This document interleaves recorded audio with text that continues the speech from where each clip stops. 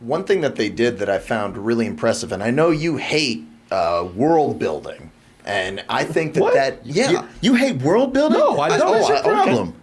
Why would you hate world building? I never said that. If anything, you've heard me mention. I've just heard him say He's that. a goddamn liar. I'm sorry. Why you spreading these lies about me, man? I've always loved world building. Okay. Oh, now you love world building. I've always loved world building. Don't you listen to this dude over here? I'm sorry. Goddamn liar. Yeah, I'm mistaken. Spread these lies about me. Well, I just, my point was that this movie, I thought they did an excellent job world building while just always developing the character. Yes. That was always the point of it.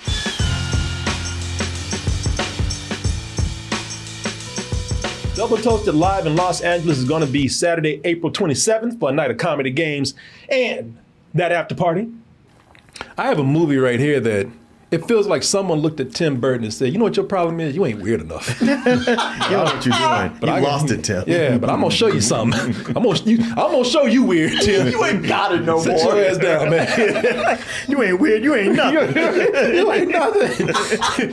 Hey, Tim, man, where you been? You used to be weird, man. Yeah, man. So we got this movie, Poor Things. And it's a weird mix of styles and story this movie is. You know, it's almost like they take the goth fantasy world of Tim Burton and put in some Dr. Seuss buildings in it. And they use that to tell the story of Frankenstein, except that Frankenstein here is a grown woman with the brain of a baby who goes on to be a strong feminist because, well, she gets really horny and and learns about the world by having a lot of sex. A lot of sex out there. And thing is, people, that's just the beginning. That's not even the weird part. What is the weird part? Well, I'll tell you what. Let's go ahead and take a look at this trailer for Poor Things, and we will do. I will. I mean, these guys can do it better than I can. This movie's so weird, but we will do our best to try to make sense of this film and tell you whether we like it or not right after this. Hello, Bella.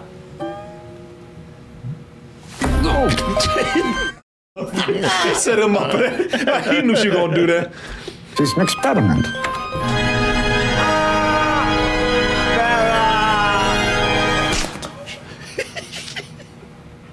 Oh. To tell you more about this film, so this is about Dr. Gordon Baxter. Gordon Baxter is the Willem Dafoe character. He pretty much is the Dr. Victor Frankenstein in this movie. He finds this mysterious woman and brings her back simply because he can. She's a science experiment. But he brings her back and she has the mind and behaviors of a child, a baby pretty much at first. He decides to be a father figure in her life, except as she starts to go on, she starts to mature, her brain starts to absorb more information, she starts to learn more about the world, and she becomes a completely different person by the time we reach the end of this film. A stronger person, much more mature person. Not exactly a very mature movie, but no, Definitely not. No, well, depends how you look at this movie, because for as wild as a mix as this movie is, the acting and the humor mostly remains kind of dry. And if you know this director's work, then that's no surprise. What's this guy's name? Yorgos Lanthimos. Yorgos Lanthimos, man. He did The Lobster, and he did actually. Now I'm partial to his sense of humor because I really love that movie, The Favorite. Yeah. Oh yeah. I apologize for my appearance. I hoped I might be employed here by you. Also starring Emma Stone, who stars as Bella Baxter here. So, this contrast that we have in here with the humor and this wild style of the movie, to me, There's even horror elements in this movie, I would say. Yeah, definitely. Well, you're dealing with, like pretty much the story of Frankenstein being, updated here in a weird way. Except this is a Victor Frankenstein who's done a lot of experiments before we even get to. Yeah. But it's funny to watch Emma Stone go from this woman child, peeing on the floor and spitting out her food and slapping the shit out of people to being this character who starts to talk in a droll British accent. But just because she sounds more refined doesn't mean she doesn't stop doing stupid shit, because she's still trying to make sense of the world. we all know that Emma Stone and even some other people in here, Mark Ruffalo, they are not British. And Emma Stone has been shown as though to do a British accent before pretty well. Mark Ruffalo, I don't know if he has or not, but he plays a character in this movie called Duncan Wonderbird. His dude's a straight up cartoon, man. His British accent is bad. It goes in and out. It goes in. But I'm gonna tell you, I think it suits his character because he's just this pervy lawyer. Yeah, I thought he really sold it. Yeah, he did. He's this pervy lawyer that is just sniffing around, trying to take advantage of Bella because he knows that she ain't right. You know, I mean, the dude, look at that right there. I love man. that. I mean, this dude is a straight up cartoon in here, man. He's trying to take advantage. What he's trying to do? He's trying to take advantage of Bella for her naivete, her innocence, and this accent that he does, man. Yeah, it's a bad accent, and I think it's done on purpose because when he does it, his top teeth are sticking out. He has an old ratty mustache right there. They twirl sometimes. So Bella, I have come to take you and show you the world. And the worse that accent got sometimes, the funnier it was to me. And the more villainous he got in a cartoonish way, just kind of fit the style of what I think the director was going for, just being over the top with a lot of stuff. These two are fighting and ideas are banging around in Bella's head and heart like lights in a storm. You were in my son. What? By the way, everybody's tired of his ass at this point. He's getting on everybody's nerves. Not just the people on the deck. Everybody on this ship is tired of him. Here, baby. I love that. Yeah, bitch, I know you didn't. It's a self-aware, sleazy performance that fits the character, and especially where he winds up in the movie. And it just kept me laughing. And now that you pointed it out, I think that was something where he was kind of different depending on who he was in front of. And I just noticed that hearing him in that scene there. Oh yeah, there's times he was more sleazy than others, And I also got to say these performances were further helped by Emma Stone's and Mark Ruffalo's dedication to the role. Man, a lot of sex. I say sex. Go on this movie, man, and it's graphic enough to just not be porn. Sure. Softcore, almost. There's a lot of sex. There's a lot of it. Yeah, don't let this old cartoon mustache and these fluffy clouds in the background and all these crazy things in this movie fool you. It's very graphic, some of the sex that's in here. But anyway, how'd you guys feel about the movie, man? It's funny because the relationship between Mark Ruffalo and Emma Stone, or rather Duncan and Bella, just even watching that scene, it reminded me a lot of Lolita, where you have Humbert, who is the middle-aged guy preying on the teenager, even though he's madly in love with her. But you go like, dude, this is wrong. But the longer it goes on, the more he becomes almost a slave to her. And that's what happens in this, over the course of this story. I love how Yorgos Lanthimos, how he started with the lobster that was so, like, some people love it and some people are like, man, that's just too weird. But he keeps getting more and more accessible. And The Favorite may have been more accessible than this, but I think the more this goes on, the more I was like, nah, this is a movie that, unless you're just completely weirded out from the premise, you can follow this, and it's not so weird that you're going, what? And it never loses its aesthetic with so many fisheye lens shots. Yeah. I mean, I thought, because I'd earlier seen and loved A Haunting in Venice, and I was like, man, the Dutch angles and the fish angle and the fisheye lens.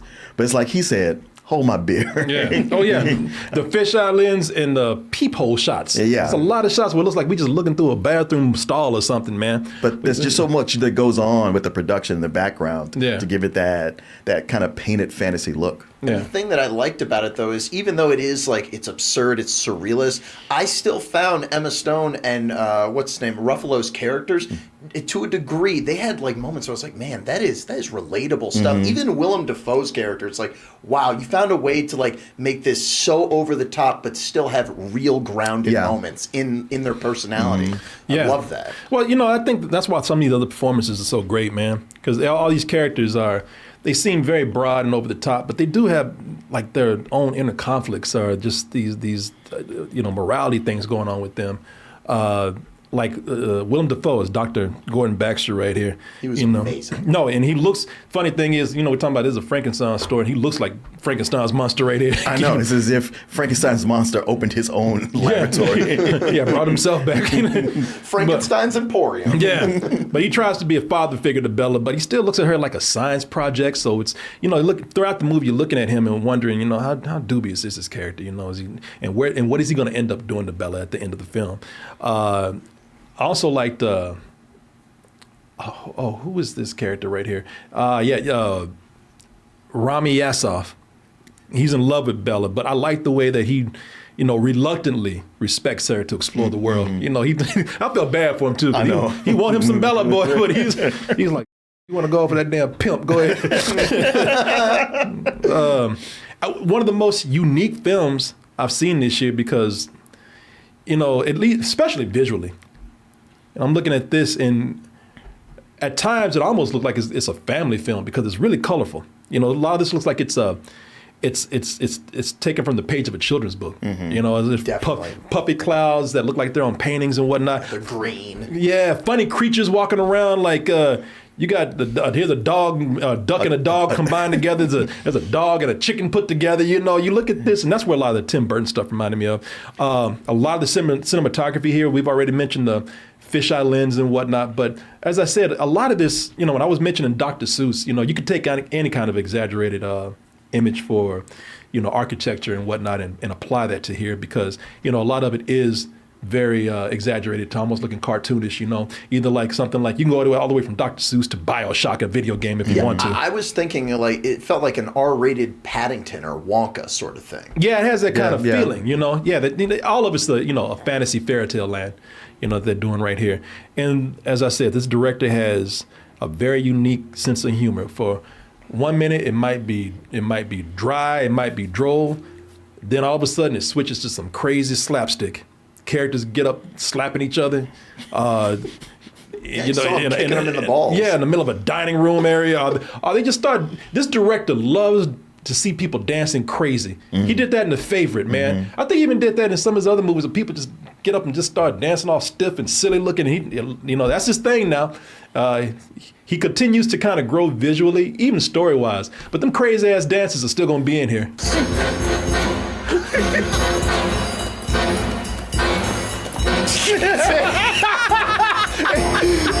God, right when you say, how can this be silly? And his ass get up dance like Popeye and shit. And it gets sillier. Oh, it does. I love when he start tapping in. Yeah. Hello, might have I join you? And then I tell you, I love that. Yeah, look at this, man. It's so crazy. Dumb. And then, of course, they start fighting. Somebody in the room starts flirting with this girl, and then they start doing some silly Three Stooges shit. Repeated blinks at me. I blinked back.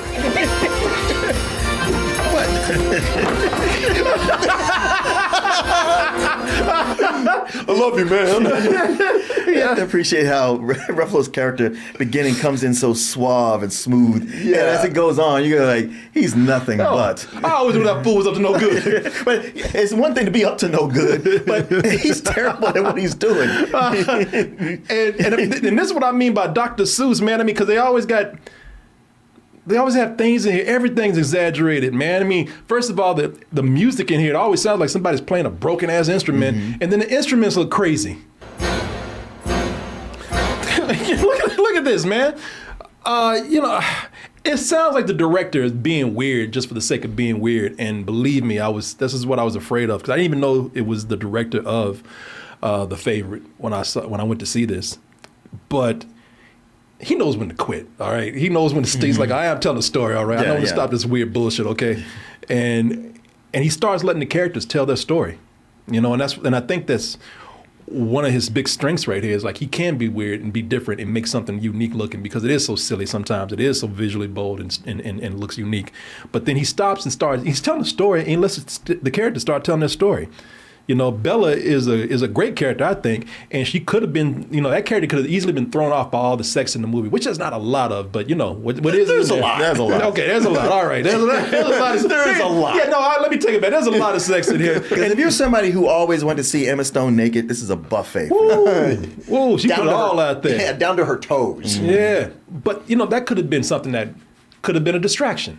That could have been something people just that could have been all the talk of this movie, but it's not. You know, her odd behavior could have gone too over the top. You know, she walks a fine line. This movie walks a fine line of titillation and just complete silliness, and yet somehow stays on track to tell this story of what I think is a strong character who I enjoyed watching turn from an idiot to a self-aware, self-assured woman. And I was invested in this the whole time, man. This movie's always taking a different visual turn that's interesting to watch. Look, I'm a weirdo. You know, I like crazy stuff like this anyway. You know me. You know me. I know. Martin gave me a move the other day like, yeah, your crazy ass was like this. I like weird stuff like this. But more importantly, you always hear me say this, story is important. And they managed to stick to their story right here. One thing that they did that I found really impressive, and I know you hate world building, and I think that Yeah. You hate world building? No, I don't. What's your Okay. problem?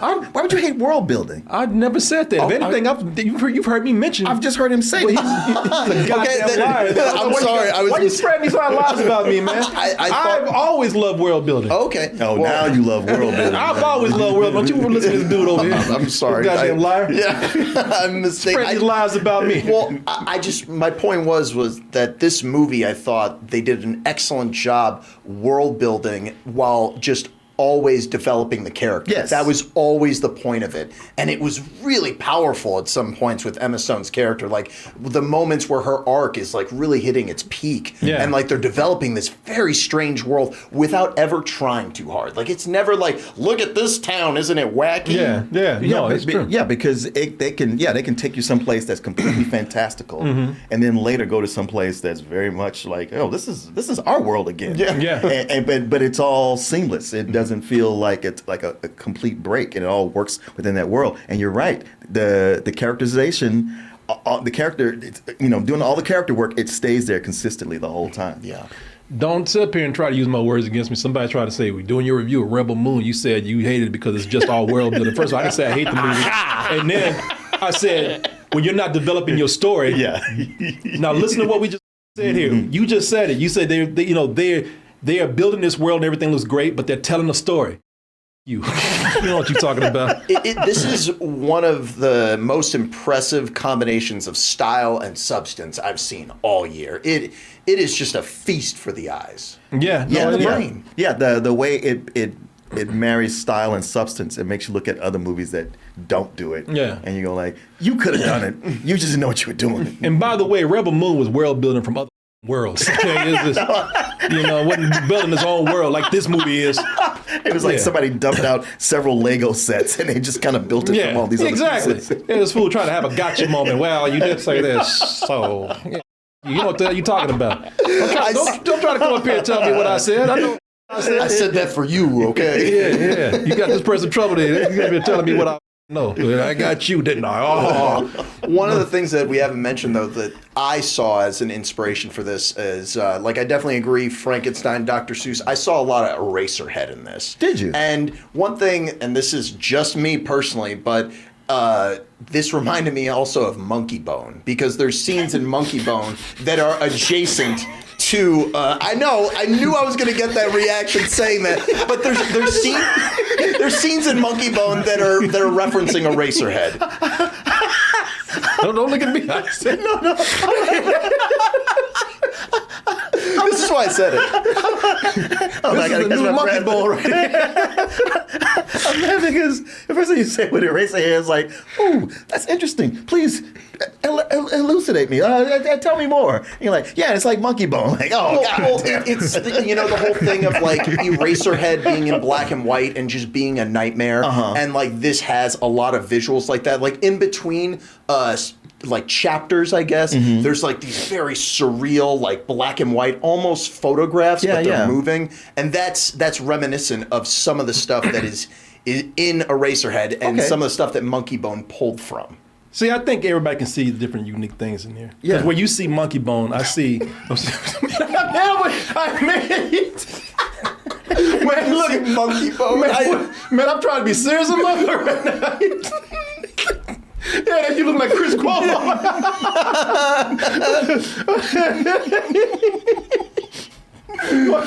Martin looking like this right now. Listen, when you see Monkey Bone, I see something like, Tim Burton, a lot of Tim Burton. Yeah. I see anywhere from Frankenweenie to what we think is his best movie. Ed Wood. Ed Wood. Just. And then I'll tell you my Dr. Seuss reference. I'm not saying you're wrong. I'm saying I think it's the kind of movie where it's so visually rich that a lot of people can see different influences for themselves. in there. Monkey Bone also has like animals that have like human bodies, stuff like that. Yeah. I got you. But it's mostly a racer. I see what you're saying. Well, just even the early scenes with Willem Dafoe and Rami Youssef, I kept thinking about the lighthouse. Yeah. Oh, yeah. And somebody put you can see a lot of Beetlejuice in here. Yeah. Somebody meant this in a good way. You got to compliment. Somebody said Julian winning me over, yo. Man, listen, I appreciate you bring something different. Exactly. Yeah, I do. I know. I laughed, but I do I'll show you appreciate it. I could show you the picture, but no one else would see it. I'm good. I believe you. No, I like that you bring up these things and Me none too. of us seen. I'm not even saying that you're crazy for that. That's good. You throw something different in here, man. Yeah, No, just caught me off guard. That's all. That's why I said it. I knew that it would lead to some good reaction. So I see Eraserhead and Monkey Bone. True cinema verite, if you will. With hints of Ernest Goes to Jail.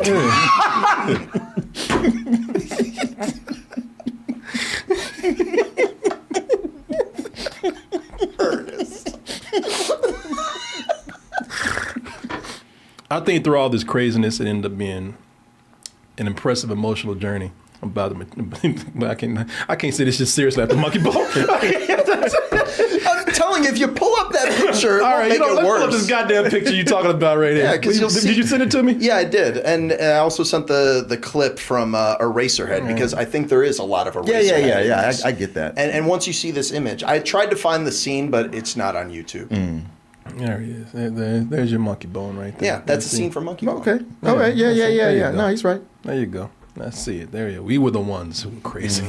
See, Yeah. you guys need to watch more film. I thought you said you need to watch more Monkey Bone. That too. That's what I said. What'd you say? Ernest goes to, what'd you say? Ernest Goes to Jail. Man, it can't even be Ernest Halloween. Ernest goes to jail. Well, listen, what I was about like it. I was gonna say it's an impressive emotional journey about maturity and self-confidence, but it's good. All right, I liked it a lot. And I mean, the movie's hilarious also. Yeah. No, it is a comedy. I do think that no matter how weird it gets, the humor is the thing that can kind of hold you to it. And we're not even telling you, for anybody thinks we're talking a lot about this, we're not even telling you where this movie goes. This movie goes some real crazy places. We haven't even told you the half of it. But it still works. And it works on all levels. And most of all, it's funny. It's funny, and you feel for this character. Man, this character really works. I love Bella, man, this character right here. I give this a full price. It is on my list of top movies this year. Yeah, I know. I have friends who were making out their top list, and they put this on it, and I was late to see it because I missed the screening. And finally, to get Did you get a screener of it? Yeah, a link. A link. And, and it finally came down to, all right, let's see this thing that everybody keeps raving about. Because I've had people say, like, it's kind of weird, so you might not like it. I don't know. So they put you in like, all right, we're going to go. Love this movie.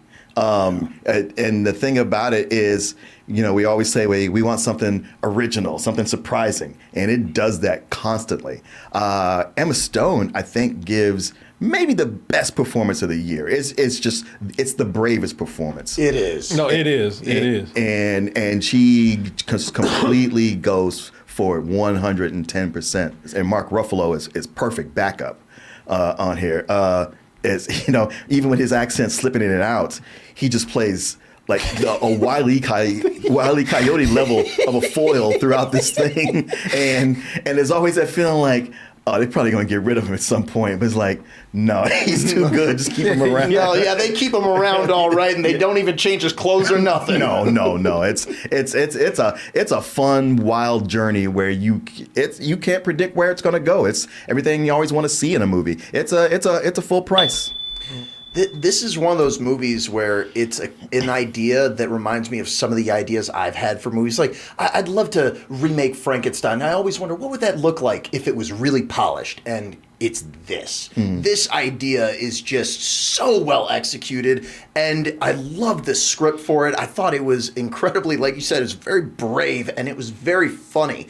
At the end of the movie, someone came up to me in the theater, and they're like, you laughed at inappropriate parts, and that Somebody did that? Yeah, and that was very obnoxious, and it's because early on in the movie they used the R word, and I was like, oh my god, it made me laugh, and I think that's what triggered the old lady. But she left alone, so like that's why she was mad at me enjoying myself, because she's sad as. This movie is better than sex, all right? And it's all about the sex. Which she's not getting. Exactly, because she's stupid. But and it's not one of those movies I was just leaning in full price, but then it just kept going and kept being confidently bizarre, and it reminded me of Monkey Bone, and I was like, man. It's just, I also thought that I love when movies use special effects and it doesn't feel obnoxious or forced. Right. And it feels so natural. And Emma Stone is just, she's amazing in this movie. And I think that this is a movie that will hold up. And the way that they found this to be relatable, it's masterful. Right. Better than sex. Definitely worth checking out. I can't wait to see how it does at the Oscars. Yeah, it'd be great if this gets nominated for best film. So and also the music was just like, it was so good I noticed it. Yeah, it's definitely it fits the film. Like I said, it sounds like they're just playing junkyard instruments. Yeah, like it sounds like the instruments are falling apart. There y'all go, man. Seriously, man. I know we having a laugh at you, but that was actually pretty funny. Yeah. You bring something to it. Having a blast.